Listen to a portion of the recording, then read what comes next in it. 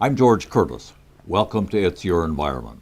Each week it's my privilege to bring you guests that teach all of us, especially me, about our environment and the importance of the environment, what we're doing to damage it, what we can do to make it better.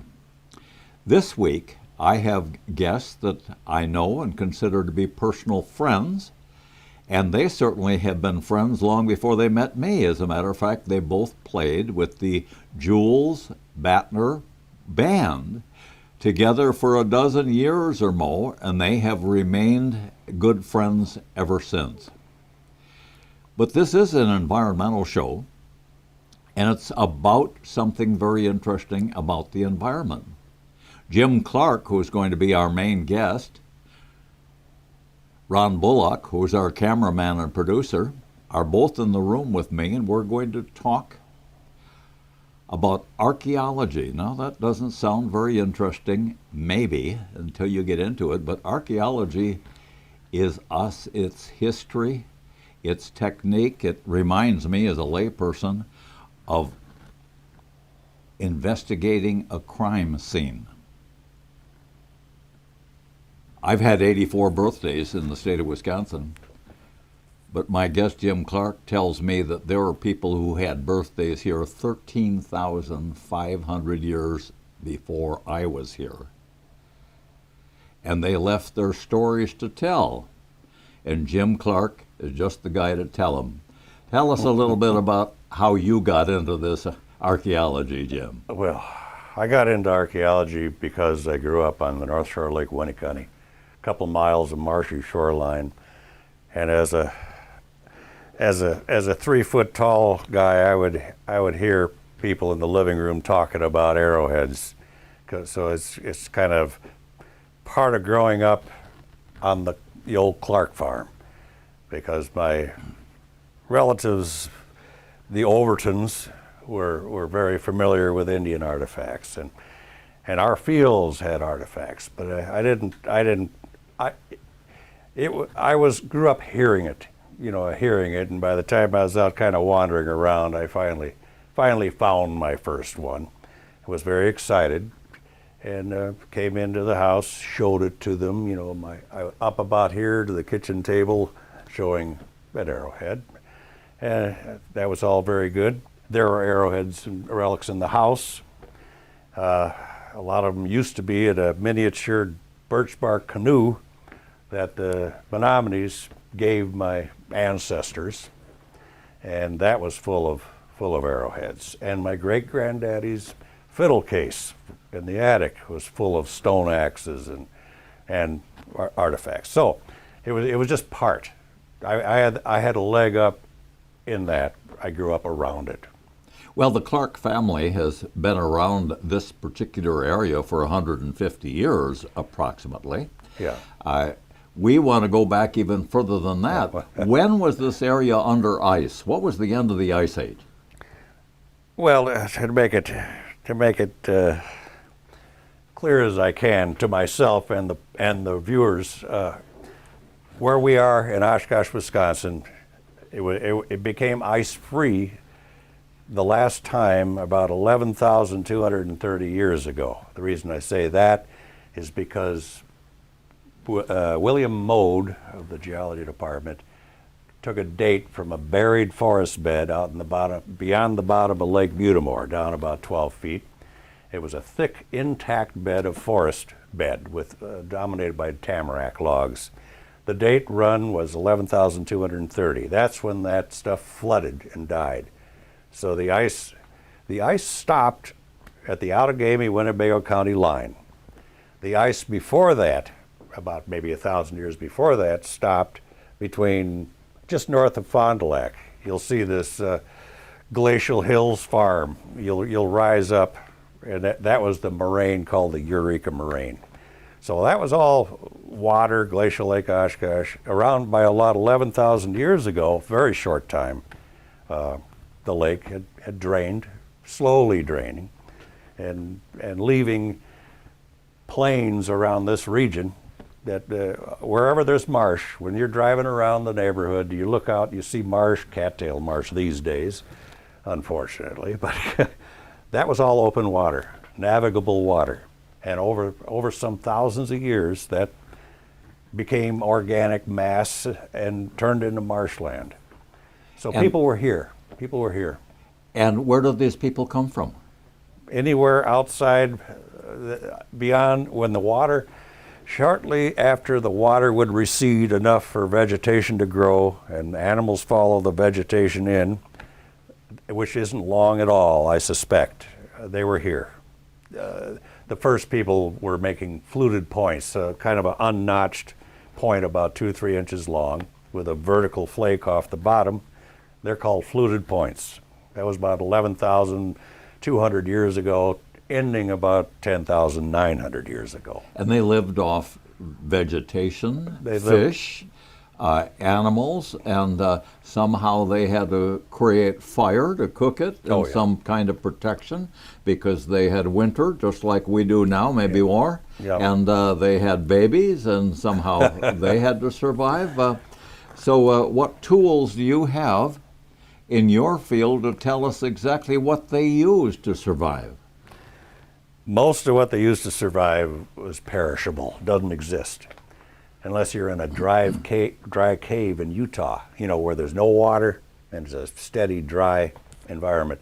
But the only chance we have of that are peat bogs or deep into the peat and muck soils in Wisconsin.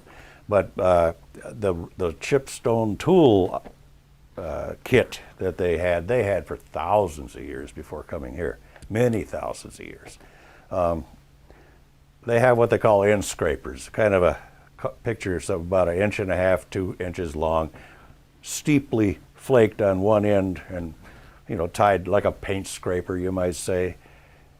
With that they were able to take the fur off, tan, and scrape hides. And they had tailored clothing. They already had needles for thousands of years, eyed needles like we would have. And they would be sewing those with any kind of plant fiber, sinews from animals, for thread, or bast bark from the inside of, let's say, basswood trees, and they make cordage thread, so they could wear very tailored clothing, which you would need to survive well. It's not like in a museum where they're throwing a bear hide over their back. It's not like that. Well, let's hold that thought. Yeah, of We're course. going to have to take our first break. And Oh. when I come back, I'm going to be asking you how that changed when the Europeans, or the people of European descent, came, and we were going to benefit these so-called savages by showing them a better way of life. Yes. We'll be right back.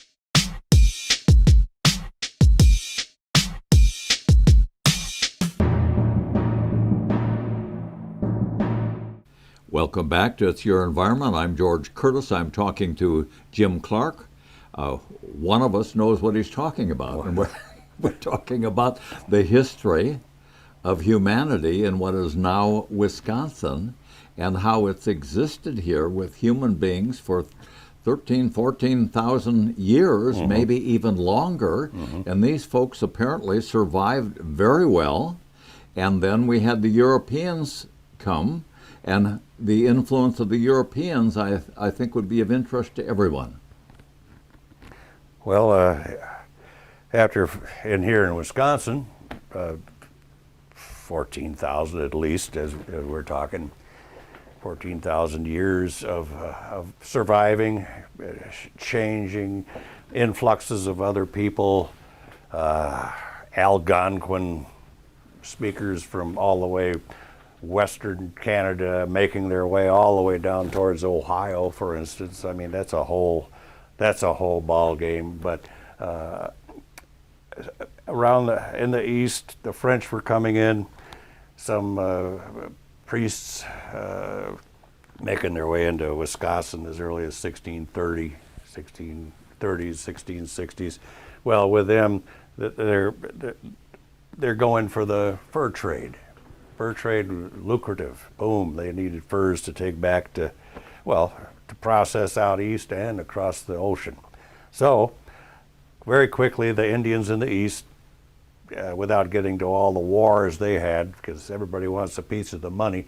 But it's just the way it goes. They started receiving steel axes and kettles of copper or brass, both. Anything, scissors, you name it. The material culture changed dramatically. They lost some of their clay vessels. After about 1730 or 1740, they stopped making their chipped triangular little arrowheads, and they started scavenging European goods for their weaponry. They could use steel barrel hoops and slice them up and make arrowheads. And they had muskets, flintlocks. At least by 1680 or so, they were getting flintlocks through the fur trade. They would go in with their processed furs, beaver and what else. 3 beavers might get them a kettle, let's say. Imagine how much work it was for them to get 3 beavers, quite a bit. But then they'd come in and trade it and receive something that they desired. All sorts of clothing, bangles, bling bling, beads, lots and lots of thousands of beads. Their culture changed. They went from what they had used traditionally for thousands and thousands of years. The clay vessels were taken over by the metal kettles, and the weaponry went to flintlocks in tandem with traditional bow and arrows. So everything changed, and then there could be squabbles, one group versus another, and the French were here, I don't know the dates, but then they were slowly replaced by the British. And the British were a little naughtier. They tended to use booze a lot in their trade, according to things I've read. They tended towards a little more booze, where the French tended to get along with the Native Americans, the people here. For better or for worse, they some of them drank too much because of that. The Americans persisted in that. Too much booze and not enough integrating with them. And of course, above all that came disease. In some cases, disease wiped out a lot of Indians, throughout, very early on. Nobody knows exactly how and when, but through the 1600s, 1700s, and on into the 1800s, disease was a horrible thing. The people sometimes weren't recognizable as unified tribes anymore. They were so decimated by disease. Were there more than one tribe, for example, in the 1700s in Wisconsin? Certainly. We had Winnebago. I think they call them. They're known as Ho-Chunk or Ho-Chunk-Gara. Menominee. They lived up at the mouth of the Menominee River, and many other villages throughout, especially eastern Wisconsin. Ho-Chunk or Winnebago were here as well, but they were primarily further to the west. Ojibwa up at the north.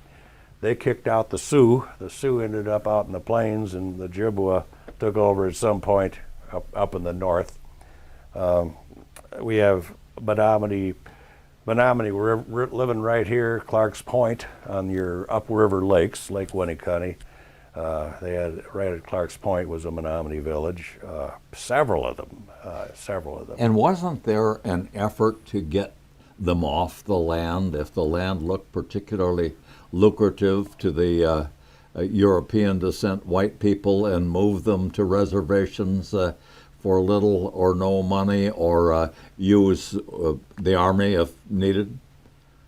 Certainly, yeah. From the beginning on, the treaties removed Indians from their lands steadily. Here in Wisconsin, the Menominee were, they lost everything. What is it? West of the Fox River, and then everything, and then it proceeded to they were on the, let's picture Winneconne. The Americans were on the east side of the Winnicunny Bridge. There was no bridge at that particular time except for an old wooden bridge. And then the Menominee were on the west side of the river. This is just a case in point.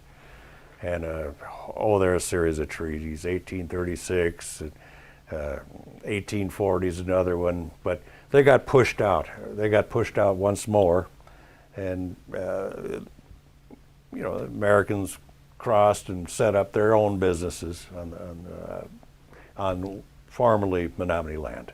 Well, Jim, we're going to have to take our second break, and when we come back, I'm going to ask you a somewhat pointed question about the difference between the Caucasians and the Indians in terms of their treatment of the environment, because this is supposed to be an environment show. And we'll be right back. Welcome back to It's Your Environment. We've got the drummer, Ron Bullock, on the camera. We've got the guitar man, Jim Clark, on the microphone, and we're talking a little bit about the history of Wisconsin and the interesting history of what happens when the European descent people come to improve the life of the Indians and make some money and get some territory and take advantage of them. And what happens to the environment when we have this new influence? Well, the Indians, forevermore, as long as they were here, maintained low population density.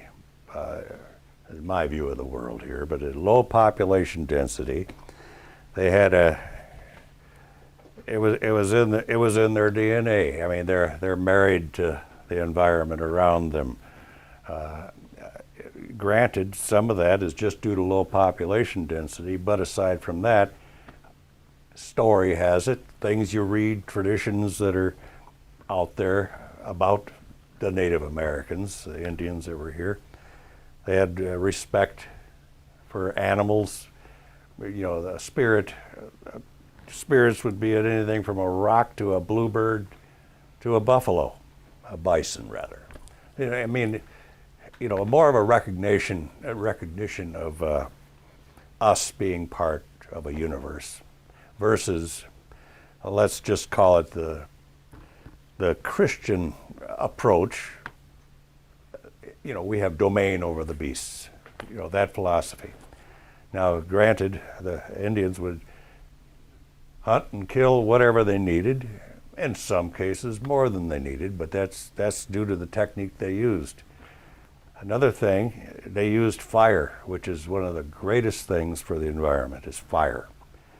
Our environment here in Wisconsin, here in eastern Wisconsin, all over, and the Midwest, and around the globe, all the way to Australia, you name it. They used fire. Fire maintains a mosaic environment. You have an oak savanna here. You got a wooded swamp here. You got a swamp without any woody species. You have deciduous forest. You have a conifer and deciduous trees. All sorts of differing forest densities, and all those support wildlife. The plant diversity supplies food, all the different tubers, not to mention the seeds, the berries, the nuts, all edible food that they learned through millennia to process. So they treated the environment much better. What the result of the Europeans, as we see here, in our surroundings here, are destroyed marshlands through heavy-duty agriculture that dumped too much fertilizer.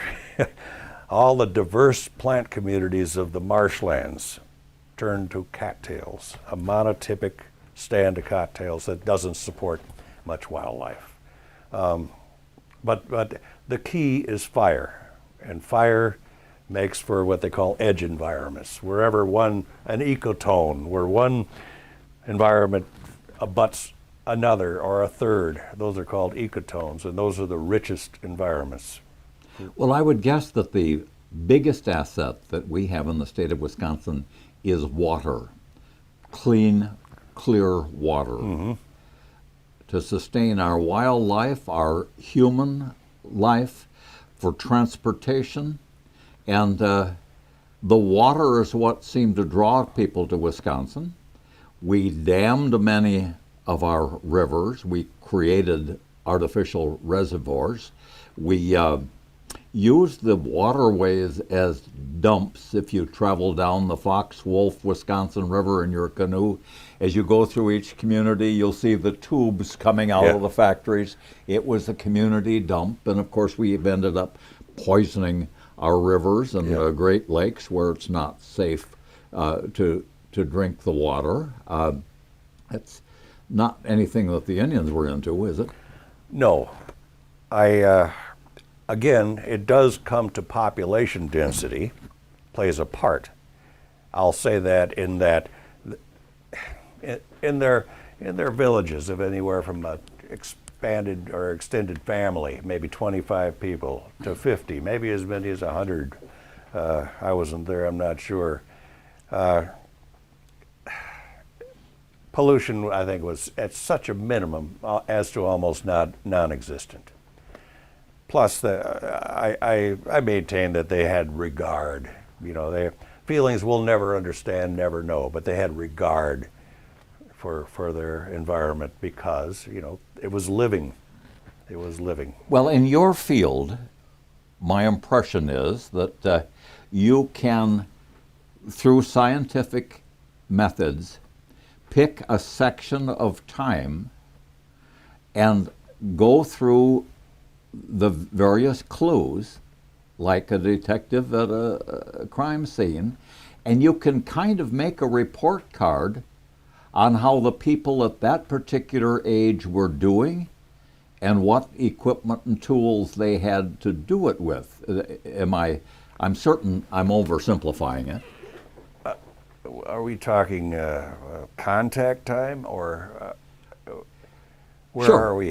Where are we in time? What I'm trying to get at is that in your field, you can tell us kind of like at a certain period of 10, 20 years, what advancement those people had in terms of their tools, in terms of what they were eating, in terms of how they were killing it, whether they were eating plants and that sort of thing. Yes, I mean overall time, humans here. There are great records that have been written up in both peer-reviewed journals and what they call the gray literature, and where the Indians lived, they left behind the tools, but in the large pits where they processed food and maybe later used them for refuse pits, which are most informative. We get everything right down to fish scales and what species of fish they were eating and what time of year they were killed, because they have growth rings on the scales. And the assortment of tools in that same refuse pit, let's say. Their whole diet is there.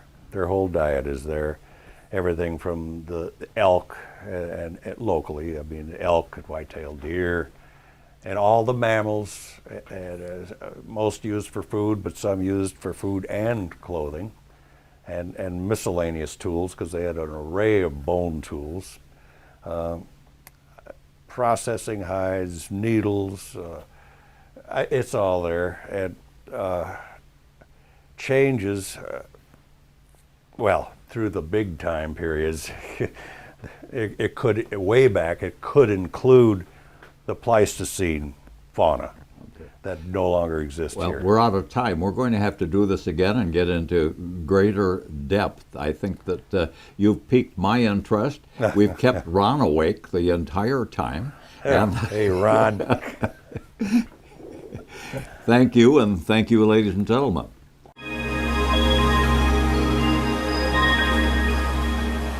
Jim Clark is the first and only archaeologist I've ever met, but I like what archaeologists do. They give us an accurate scientific time capsule of what's going on at a given time and place and who's doing it. I can't help but think if 1,000 years from now an archaeologist looks at this country in this state, back to the year 2020, what kind of a report card we'll get. Our air is foul and dangerous. We're poisoning the soil. We're heating up the earth. Our exhaust emissions are increasing. We have more cancer than ever before. And we have a 1-mile long island of plastic bags floating around the Atlantic Ocean.